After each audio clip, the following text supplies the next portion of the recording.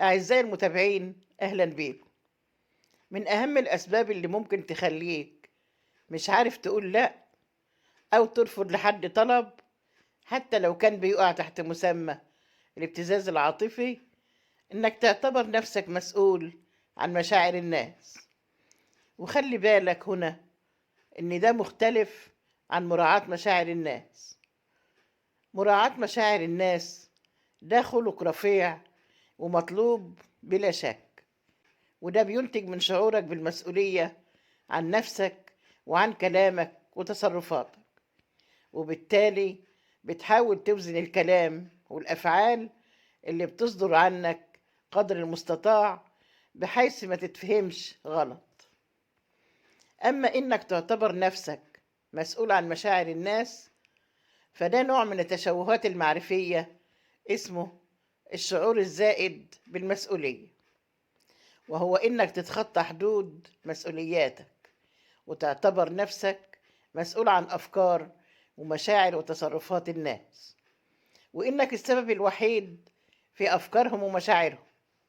وده طبعا تشوه، لأنك مش مسؤول إلا عن الحاجات اللي ليك سلطة مباشرة عليها، وأفكار ومشاعر وتصرفات الناس بتقع تحت نطاق سلطتهم هم، مش سلطتك أنت، وبالتالي هي مسؤوليتهم هم مش مسؤوليتك أنت.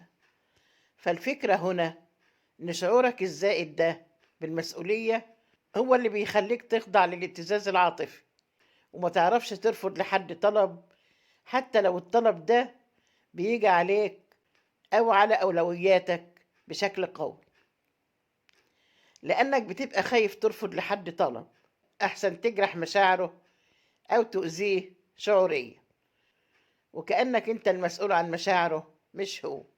والحل هنا إنك تدرب نفسك على الشعور المعتدل بالمسؤولية، إنك مسؤول عن كلامك وتصرفاتك تجاه الناس، ومطلوب منك تراعيها قدر المستطاع، لكنك في نفس الوقت مش مسؤول عن إزاي الناس دول هيستقبلوا أو هيفسروا تصرفاتك وأفعالك، لأن دي حاجة بتاعتهم هم، وبالتالي مسؤوليتهم مش مسؤوليتك.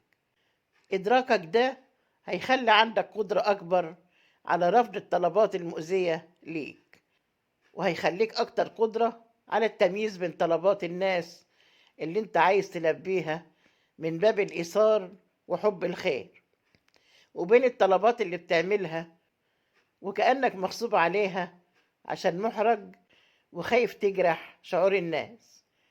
الابتزاز العاطفي واستغلال المشاعر ده أسوأ أسلوب من بني البشر.